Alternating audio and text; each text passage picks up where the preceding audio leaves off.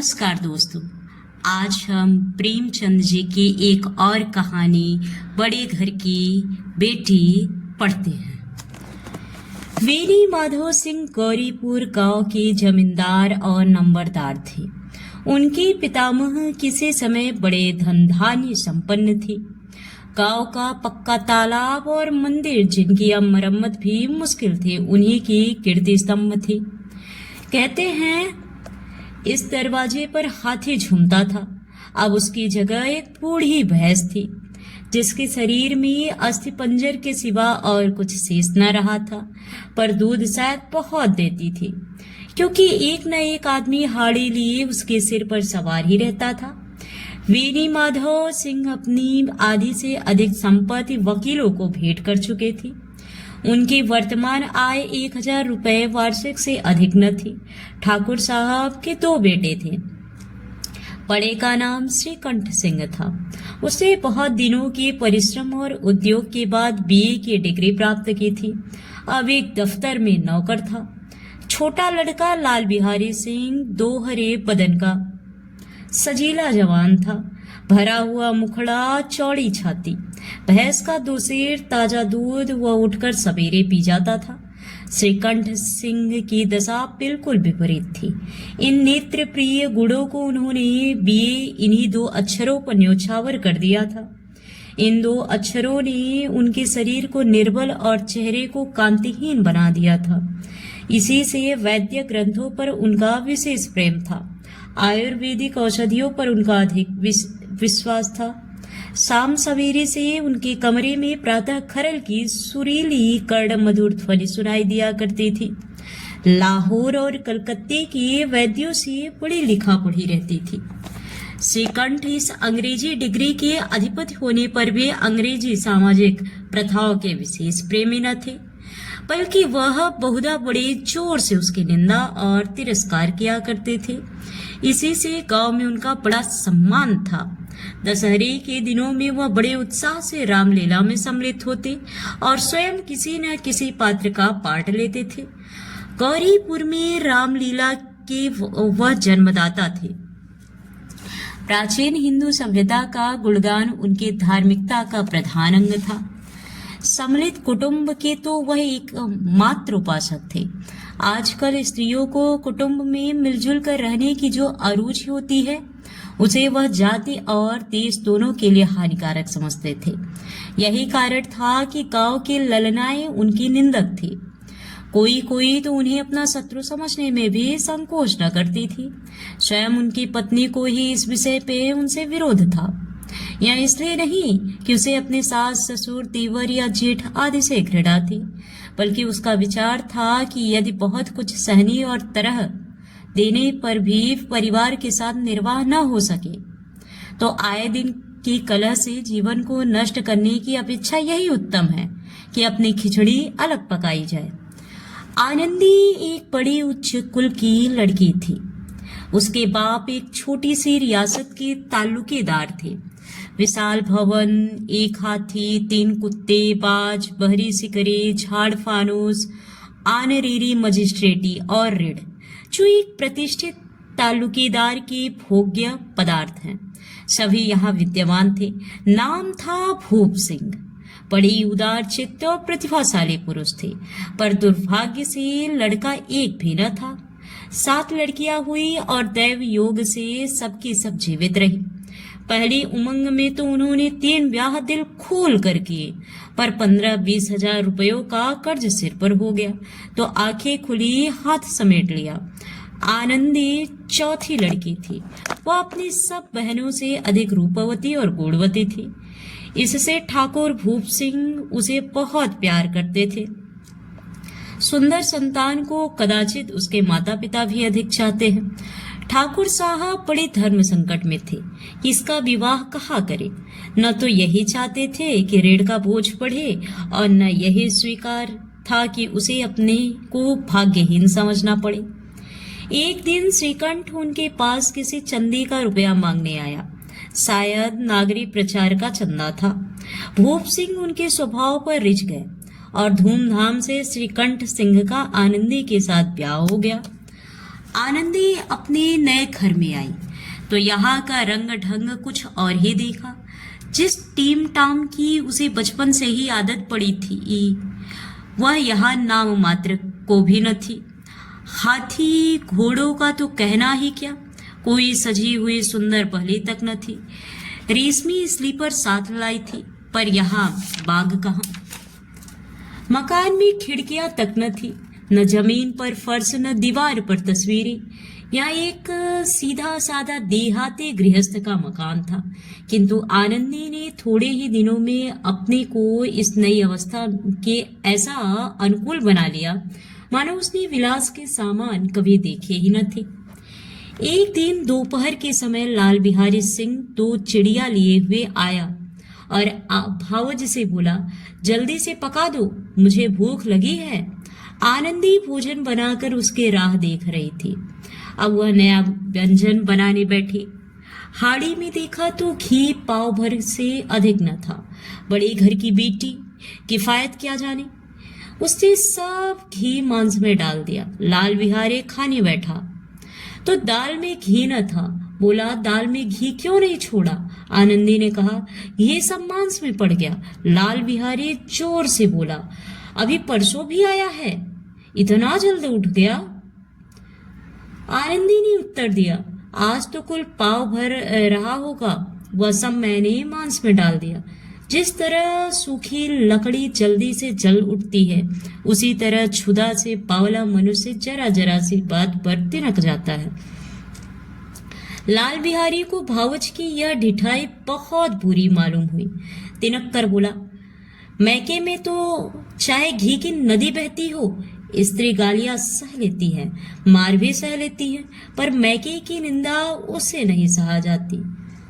आनंदी मुंह फेर कर बोली, हाथी मरा भी तो 9 लाख का, वहां इतना घी नित्य नाई कहार खा जाते हैं।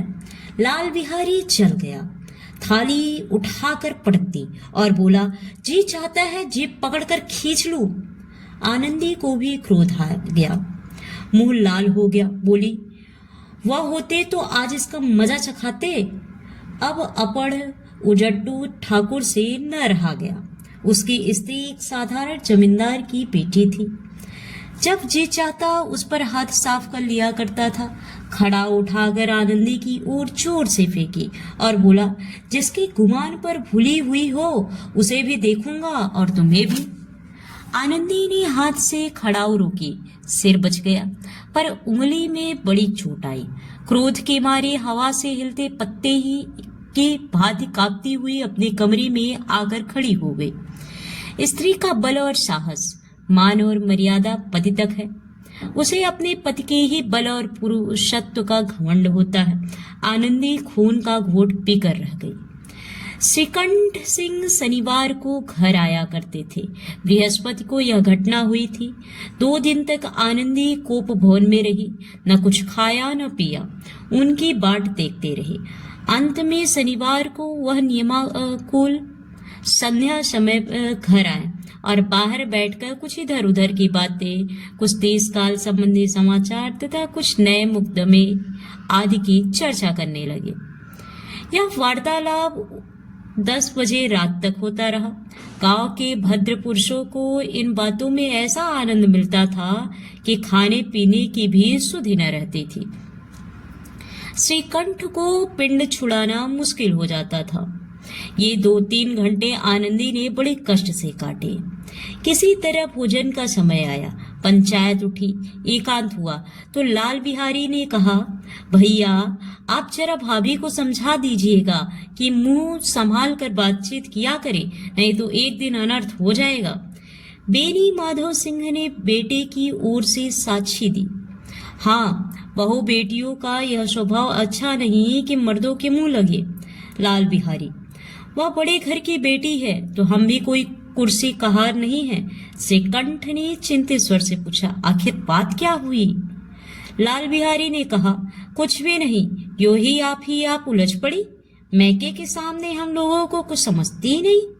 श्रीकंठ खा पीकर आनंदी के पास गए। वह भरी बैठी थी। या हजरत भी कुछ तीखे थे। आनंदी ने पूछा, चित्त तो प्रसन्न है? श्रीकंठ बोले, बहुत प्रसन्न है, पर तुमने आजकल घर में यह क्या उपद्रव मचा रखा है?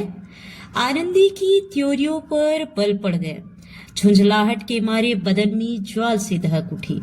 बोली, जिसने तुमसे यह आग लगाई है उसे पाऊं तो मुंह झुलस दो। श्रीकंठ, इतनी गर्म क्यों होती हो? बात तो कहो। आनंदी, क्या कहूं, यह मेरे भाग्य का फेर है, नहीं तो गवार छोकरा जिसको चपरासगिरी करने का भी सहूर नहीं, मुझे खड़ाऊ से मारकर योना करता। श्रीकंठ, सब हाल साफ साफ कहो तो मालूम हो, मुझे तो कुछ पता नहीं। आनंदी, परसों तुम्हारे लाडले भाई ने मुझसे मांस पकाने को कहा। घी हाड़ी में पाव भर से अधिक ना था, वह सब मैंने मांस में डाल दिया। जब खाने बैठा तो कहने लगा, दाल में घी क्यों नहीं है? बस इसी पर मेरे मैके को बुरा भला कहने लगा। मुझसे न रहा गया। मैंने कहा कि वहाँ इतना घी तो नाई कहार खा जाते हैं और किसी को जान भी नहीं पड़ता। बस इतनी सी बात पर इस अन्यायी ने मुझ पर खड़ाऊ फेंक मारी। यदि हाथ से न रोक लूं तो सिर फट जाए। उसी से पूछो मैंने जो कुछ कहा है वह सच है या झूठ। श्रीकंठ की आंखें लाल हो गई। बोले, यहाँ तक हो गया इस छोकरे का यह साहस? आनंदी स्त्रियों के स्वभावानुसार रोने लगी, क्योंकि आंसू उनकी पलकों पर रहते हैं। श्रीकंठ बड़े धैर्यवान और शांत पुरुष थे। उन्हें कदाचित ही कभी क्रोध आता था। स्त्रियों के आंसू पुरुषों की क्रोधाग्नि भड़काने में तेल का काम देते हैं। रात भर करवटें बदलते रहे। उद्विग्नता के कारण पलक तक नहीं झपकी। प्रातःकाल अपने बाप के पास जाकर बोले, दादा, अब इस घर में मेरा निवाह न होगा। इस तरह की विद्रोहपूर्ण बातें कहने पर श्रीकंठ ने कितनी ही बार अपने कई मित्रों को आड़े हाथों लिया था, परंतु दुर्भाग्य आज उन्हें स्वयं वे ही बातें अपने मुंह से कहनी पड़ी। दूसरों को आदेश देना भी कितना सहज है। बेनी माधव सिंह घबरा उठे और बोले, क्यों?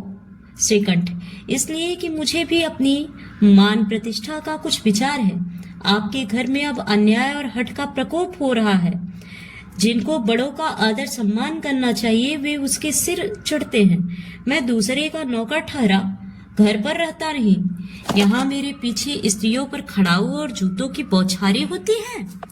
कड़ी बात तक चिंता नहीं, कोई एक की दो कह ली, वहां तक मैं सह सकता हूँ, किंतु यह कदापि नहीं हो सकता कि मेरे ऊपर लात घूसे पड़े और मैं दम न मारूं। बेनी माधव सिंह कुछ जवाब न दे सके। श्रीकंठ सदैव उनका आदर करते थे। उनके ऐसे तेवर देखकर बूढ़ा ठाकुर अवाक रह गया। केवल इतना ही बोला, बेटा, तुम बुद्धिमान होकर ऐसी बातें करते हो। स्त्रियां इस तरह घर का नाश कर देती हैं। उनको बहुत सिर चढ़ाना अच्छी नहीं। श्रीकंठ, इतना मैं जानता हूँ, आपके आशीर्वाद से ऐसा मूर्ख नहीं हूँ। आप स्वयं जानते हैं कि मेरे ही समझाने बुझाने से इसी गांव में कई घर संभल गए, पर जिस स्त्री की मान प्रतिष्ठा का ईश्वर के दरबार में उत्तरदाता हूँ, उसके प्रति ऐसा घोर अन्याय और पशुवत व्यवहार मुझे असम्य है। आप सच मानिए, मेरे लिए यही कुछ कम नहीं है कि लाल बिहारी को कुछ दंड नहीं देता। अब बेनी माधव सिंह भी गरमाए, ऐसी बातें और न सुन सके। बोले, लाल बिहारी तुम्हारा भाई है, उससे जब कभी भूल चूक हो उसके कान पकड़ो। लेकिन श्रीकंठ, लाल बिहारी को मैं अब अपना भाई नहीं समझता। बेनी माधव सिंह, स्त्री के पीछे? श्रीकंठ, जी नहीं, उसकी क्रूरता और अविवेक के कारण। दोनों कुछ देर चुप रहे। ठाकुर साहब लड़के का क्रोध शांत करना चाहते थे, लेकिन यह नहीं स्वीकार करना चाहते थे कि लाल बिहारी ने कोई अनुचित काम किया है। इसी बीच में गांव के और कई सज्जन हुक्के चिलम के बहाने वहां आ बैठे। कई स्त्रियों ने जब यह सुना कि श्रीकंठ पत्नी के पीछे पिता से लड़ने को तैयार है, तो उन्हें बड़ा हर्ष हुआ। दोनों पक्षों की मधुर वाड़ियां सुनने के लिए उनकी आत्माएं तिलमिलाने लगी। गांव में कुछ ऐसे कुटिल मनुष्य भी थे जो स्कूल की नीतिपूर्ण गति पर मन ही मन जलते थे। वे कहा करते थे, श्रीकंठ अपने बाप से दबता है इसलिए वह दब्बू है, उसने विद्या पढ़ी इसलिए वह किताबों का कीड़ा है। बेनी माधव सिंह उसकी सलाह के बिना कोई काम नहीं करते, यह उनकी मूर्खता है। इन महानुभावों की शुभ कामनाएं आज पूरी होती दिखाई दी। कोई हुक्का पीने के बहाने और कोई लगान की रसीद दिखाने आकर बैठ गया। बेनी माधव सिंह पुराने आदमी थे, इन भावों को ताड़ गए। उन्होंने निश्चय किया, चाहे कुछ ही क्यों न हो, इन द्रोहियों को ताली बजाने का अवसर न दूंगा। तुरंत कोमल शब्दों में बोले, बेटा मैं तुमसे बाहर नहीं हूं, तुम्हारा जो जी चाहे करो। अब तो लड़के से अपराध हो गया। इलाहाबाद का अनुभव रहित झल्लाया हुआ ग्रेजुएट इस बात को न समझ सका। उसे डिबेटिंग क्लब में अपनी बात पर अड़ने की आदत थी। इन हथकंडों की उसे क्या खबर। बाप ने जिस मतलब से बात पलटी थी वह उसकी समझ में न आई। बोला, लाल बिहारी के साथ अब इस घर में नहीं रह सकता। बेनी माधव, बेटा बुद्धिमान लोग मूर्खों की बात पर ध्यान नहीं देते, वह भी समझ लड़का है, उससे जो कुछ भूल हुई उसे तुम बड़े होकर क्षमा करो। श्रीकंठ, उसकी इस दुष्टता को मैं कदापि नहीं सह सकता। या तो वही घर में रहेगा या मैं ही। आपको यदि वह अधिक प्यारा है तो मुझे विदा कीजिए, मैं अपना भार आप संभाल लूंगा। यदि मुझे रखना चाहते हैं तो उससे कहिए जहां चाहे चला जाए, बस यह मेरा अंतिम निश्चय है। लाल बिहारी सिंह दरवाजे की चौखट पर चुपचाप खड़ा बड़े भाई की बातें सुन रहा था। वह उनका बहुत आदर करता था। उसे कभी इतना साहस न हुआ था कि श्रीकंठ के सामने चारपाई पर बैठ जाए, हुक्का पी ले या पान खा ले। बाप का भी वह इतना मान न करता था। श्रीकंठ का भी उस पर हार्दिक स्नेह था। अपने होश में उन्होंने कभी उसे घुड़का तक न था। जब वह इलाहाबाद से आते तो उसके लिए कोई न कोई वस्तु अवश्य लाते। मुगदर की झोड़ी उन्होंने ही बनवा दी थी। पिछले साल जब उसने अपने से ड्योढ़े जवान को नागपंचमी के दिन दंगल में पछाड़ दिया तो उन्होंने पुलकित होकर अखाड़े में ही जाकर उसे गले से लगा लिया था। 5 रुपए के पैसे लुटाए थे। ऐसे भाई के मुंह से आज ऐसी हृदय विदारक बात सुनकर लाल बिहारी को बड़ी ग्लानि हुई। वह फूट फूट कर रोने लगा। इसमें संदेह नहीं कि अपने किए पर पछता रहा था। भाई के आने से एक दिन पहले से उसकी छाती धड़कती थी कि देखो भैया क्या कहते हैं, मैं उनके सम्मुख कैसे जाऊंगा, उनसे कैसे बोलूंगा, मेरी आंखें उनके सामने कैसे उठेंगी। उसने समझा था कि भैया मुझे बुलाकर समझा देंगे। इस आशा के विपरीत आज उसने उन्हें निर्दयता की मूर्ति बने हुए पाया। वह मूर्ख था, परंतु उसका मन कहता था कि भैया मेरे साथ अन्याय कर रहे हैं। यदि श्रीकंठ उसे अकेले में बुलाकर 2-4 बातें कह देते, इतना ही नहीं 2-4 तमाचे भी लगा देते तो कदाचित उसे इतना दुख न होता। पर भाई का यह कहना कि अब मैं इसकी सूरत नहीं देखना चाहता, लाल बिहारी से सहा न गया। वह रोता हुआ घर आया। कोठरी में जाकर कपड़े पहने, आंखें पोंछी, जिससे कोई यह न समझे कि रोता था। तब आनंदी के द्वार पर आकर बोला, भाभी भैया ने निश्चय किया है कि वह मेरे साथ इस घर में न रहेंगे। अब वह मेरा मुंह नहीं देखना चाहते, इसलिए अब मैं जाता हूँ, उन्हें फिर मुंह न दिखाऊंगा। मुझसे जो कुछ अपराध हुआ उसे क्षमा करना। यह कहते कहते लाल बिहारी का गला भर आया। जिस समय लाल बिहारी सिंह सिर झुकाए आनंदी के द्वार पर खड़ा था, उसी समय श्रीकंठ सिंह भी आंखें लाल किए बाहर से आए। भाई को खड़ा देखा तो घृणा से आंखें फेर ली और कतरा कर निकल गए, मानो उसकी परछाई से दूर भागते हो। आनंदी ने लाल बिहारी की शिकायत तो की थी, लेकिन अब मन में पछता रही थी। वह स्वभाव से ही दयावती थी। उसे इसका तनिक भी ध्यान न था कि बात इतनी बढ़ जाएगी। वह मन में अपने पति पर झुंझला रहे थे कि यह इतने गर्म क्यों होते हैं। उस पर यह भय भी लगा हुआ था कि कहीं मुझसे इलाहाबाद चलने को कहें तो कैसे, क्या करूंगी। इस बीच में जब उसने लाल बिहारी को दरवाजे पर खड़े यह कहते सुना कि अब मैं जाता हूँ, मुझसे जो कुछ अपराध हुआ क्षमा करना, तो उसका रहा सहा क्रोध भी पानी हो गया। वह रोने लगी। मन का मैल धोने के लिए नयन जल से उपयुक्त और कोई वस्तु नहीं है। श्रीकंठ को देखकर आनंदी ने कहा, लाला बाहर खड़े बहुत रो रहे हैं। श्रीकंठ, तो मैं क्या करूं? आनंदी, भीतर बुला लो, मेरी जीभ में आग लगी, मैंने कहां से यह झगड़ा उठाया। श्रीकंठ, मैं ना बुलाऊंगा। आनंदी, पछताओगे, उन्हें बहुत ग्लानि हो गई है, ऐसा न कहो, कहीं चल दे। श्रीकंठ न उठे। इतने में लाल बिहारी ने फिर कहा, भाभी, भैया से मेरा प्रणाम कह दो, वह मेरा मुंह नहीं देखना चाहते, इसलिए मैं भी अपना मुंह उन्हें न दिखाऊंगा। लाल बिहारी इतना कहकर लौट पड़ा और शीघ्रता से दरवाजे की ओर बढ़ा। अंत में आनंदी कमरे से निकली और उसका हाथ पकड़ लिया। लाल बिहारी ने पीछे फिर कर देखा और आंखों में आंसू भरे बोला, मुझे जाने दो। आनंदी, कहाँ जाते हो? लाल बिहारी, जहाँ कोई मेरा मुंह न देखे। आनंदी, मैं न जाने दूंगी। लाल बिहारी, मैं तुम लोगों के साथ रहने योग्य नहीं हूँ। आनंदी, तुम्हें मेरी सौगंध, अब एक पग भी आगे न बढ़ाना। लाल बिहारी, जब तक मुझे यह न मालूम हो जाए कि भैया का मन मेरी तरफ से साफ हो गया, तब तक मैं इस घर में कदापि न रहूंगा। आनंदी, मैं ईश्वर को साक्षी देकर कहती हूँ कि तुम्हारी ओर से मेरे मन में तनिक भी मैल नहीं है। अब श्रीकंठ का हृदय भी पिघला।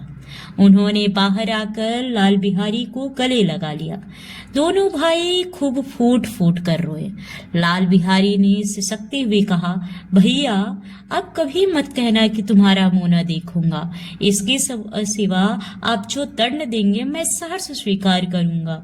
श्रीकंठ ने कांपते हुए स्वर से कहा, लल्लू, इन बातों को बिल्कुल भूल जाओ। ईश्वर चाहेगा तो फिर ऐसा अवसर न आवेगा।